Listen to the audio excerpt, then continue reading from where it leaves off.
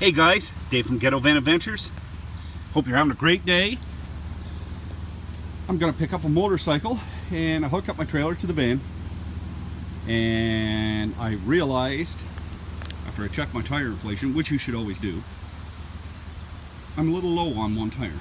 So pulled out my trusty pump, and I thought, you know what, a lot of people don't carry these because I've seen people with a tire or even a tire repair kit on the road, and they don't have a pump to pump up the tire. And it's handy because there's different attachments for footballs, whatever. But the only problem I found is when I'm pulling a trailer, and some of you are, but I'm pulling a trailer, and guess what?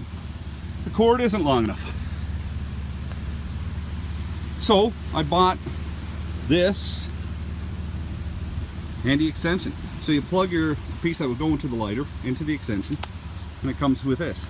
So I just go, I have a power port on my side door, but it would reach where everything is, so, and it's running. There you go, peeps. Hope it helps.